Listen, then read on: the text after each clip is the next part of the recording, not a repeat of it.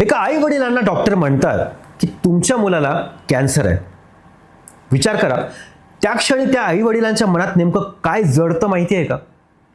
आशा, स्वप्न आणि आयुष्याचा सुरक्षित भास. पण जर मी तुम्हाला सांगितलं की या जळत्या आगीतूनच एक ब्लेज तयार होतो, एक अशी ज्वाला जी मृत्यूलाही न घाबरता जगायला शिकवते. नमस्कार, मी हेमंत हेडे तुम्हा सर्वांचं स्वागत करतो आजच्या भागात, ज्याचं नाव आहे पुस्तकालय प्रेझेंट्स पुस्तकांची सहल.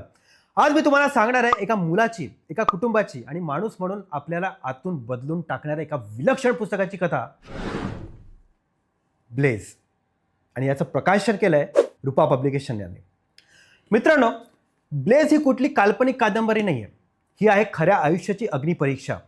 निधी पोद्दार आणि सुशील पोद्दार हे या पुस्तकाचे फक्त लेखक नाहीयेत, तर जणू ते आहेत या कथेचे आई वडील. त्यांचा मुलगा दिव्यांश वयाच्या अवघ्या 12व्या वर्षी त्याला कॅन्सर होतो आणि इथून सुरू होतो एक असा प्रवास जो हॉस्पिटलच्या भिंतीपेक्षा मानवी मनाच्या खोल तळाशी जातो. मित्रांनो, ही कथा आहे केमोथेरपी, इंजेक्शन, ऑपरेशन्स यांची. पण त्याहून जास्त आहे ती भीती, आशा आणि धैर्याची.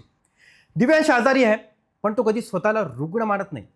तो हसतो, तो प्रश्न विचारतो, तो आयुष्याला भिडतो आणि त्याचे आईवडील सुद्धा तुटत नाही, पुन्हा उभे राहतात आणि प्रत्येक दिवस एक युद्ध म्हणून जगतात.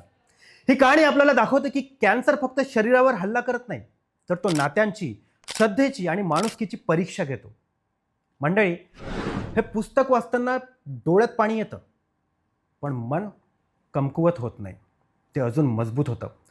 यात आपण शिकतो की दुःखाला सामोरं कसं जायचं, संकटातही मुलाकडून कसं शिकायचं आणि आज जगणं म्हणजे नेमकं काय. आणि दिव्यांश आपल्याला शिकवतं की आयुष्याची लांबी महत्त्वाची नसते, आयुष्याची तीव्रता ही महत्त्वाची असते. मंडळी, पुस्तक हे नक्की वाचा, कारण हे पुस्तक फक्त कॅन्सरबद्दल नाही, तर जगण्याबद्दल आहे. जर तुम्ही आयुष्यात कधी तुटले असाल, कधी देवावर रागावले असाल, कधी काय हे माझ्याच बाबतीत होत असतं असा विचार येत असेल, तर प्लीज तुमच्यासाठी थेट मनातून बोलेल. हे पुस्तक तुम्हाला सहानुभूती नाही, तर हिंमत देतं. बघा मित्रांनो, दिव्यांश जास्त काळ जगत नाही, पण तो जेवढं जगतो ते अनेक जन्मांसारखं असतं. आणि ब्लेज वाचून आपण हे समजतो की काही लोक आपल्याला जगायला शिकवण्यासाठीच येत असतात आणि काही पुस्तकं आपल्याला माणूस बनवण्यासाठी. जर तुम्ही हे पुस्तक वाचलं तर कदाचित तुमचं आयुष्य बदलणार नाही, पण आयुष्याकडे पाहण्याची नजर नक्कीच बदलेल. मग आता जास्त विचार करत बसू नका. हे पुस्तक आजच आमच्या पुस्तकालयामधून मागवा आणि त्यासाठी या पुस्तकाची लिंक खाली डिस्क्रिप्शनमध्ये दिलेली आहे. शिवाय तुम्ही आमच्या इंस्टाग्राम अकाउंटवर जाऊन तुम्ही मेसेज करू शकता किंवा स्क्रीनवर दिसत असलेल्या नंबरवर कॉल किंवा व्हॉट्सअपवर मेसेज करून तुम्ही हे पुस्तक मागवू शकता.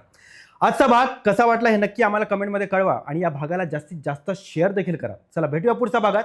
तोपर्यंत काही ना काही वाचत राहा, कारण वाचाल तर वाचाल.